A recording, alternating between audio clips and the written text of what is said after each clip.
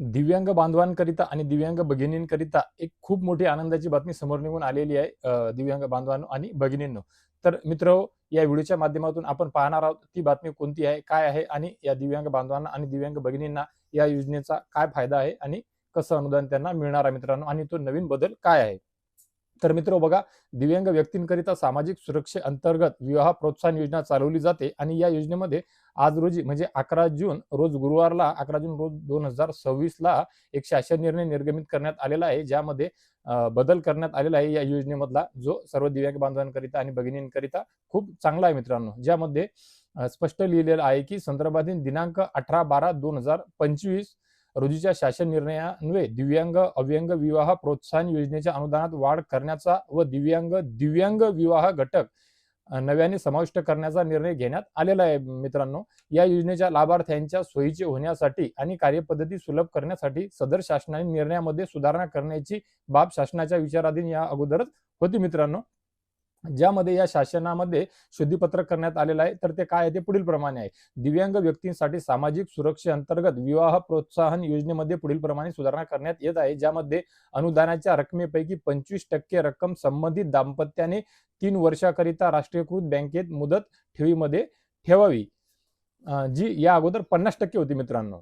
सदस्य सचिव निवड समितीने मान्य केलेल्या पात्र लाभार्थ्यांची यादी केवळ निधी मागणीसाठी आयुक्त दिव्यांग सक्षमीकरण पुणे यांच्याकडे सादर करतील. सदर योजनेमध्ये पात्र लाभार्थ्यांच्या मुख्य कार्यकारी अधिकारी जिल्हा परिषद यांच्या मार्फत अनुदानाची पूर्ण रक्कम पती व पत्नीच्या संयुक्त बँक खात्यामध्ये थेट लाभ हस्तांतरण म्हणजे डीबीटी प्रणालीद्वारे जमा करण्यात येणार आहे मित्रांनो.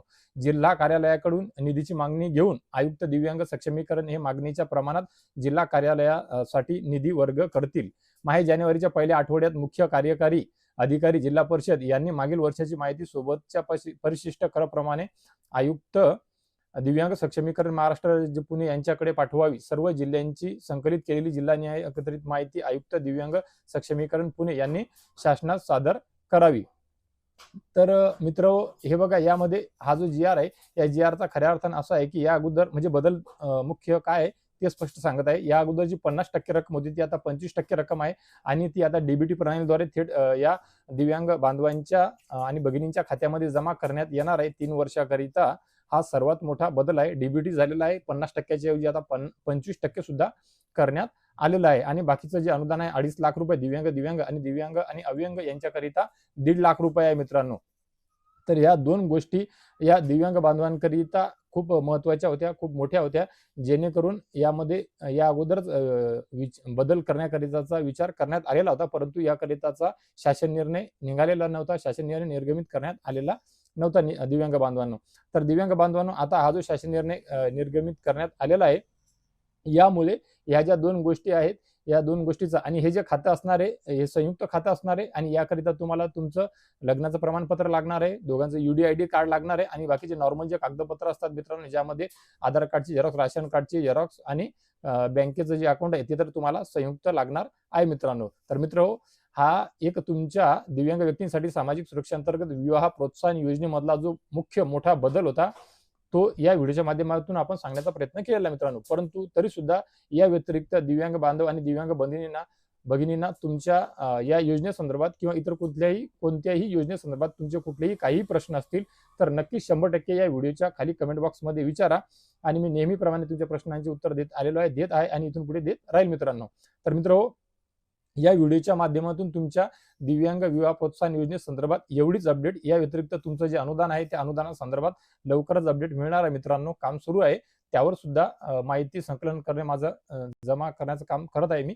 ते ताबडतोब अपडेट मिळाले की तुमच्यापर्यंत नक्कीच पोहोचवण्याचा प्रयत्न करणार आहे मित्रांनो.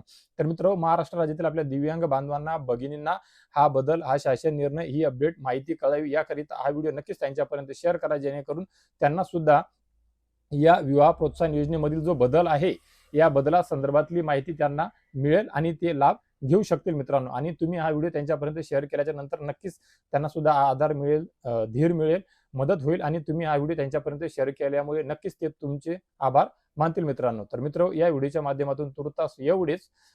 अशीच विश्वासार्ह माहिती सर्वात अगोदर आपणा सर्वांपर्यंत मी पोहोचवू शकेल याकरिता नक्कीच आपल्या सर्वांच्या हक्काच्या चॅनलला, सर्वांच्या हक्काच्या पेजला फॉलो करून ठेवा. ज्याचं नाव आहे भारत का लाल. के अग्रवाल, नितीन अग्रवाल. तर मित्र, या व्हिडिओच्या माध्यमातून तुर्तास एवढेच. भेटूया एका नवीन व्हिडिओच्या माध्यमातून तुमच्या आमच्या नवीन उपयोगी माहितीसह. आणि मी प्रत्येक व्हिडिओच्या अखेरीस सांगतो आणि त्याच्यानंतर पुढच्या व्हिडिओमध्ये आणतो त्यानुसार, म्हणजे भेटूया अजून एका गोड बातमीसह. तोपर्यंत धन्यवाद मित्रांनो.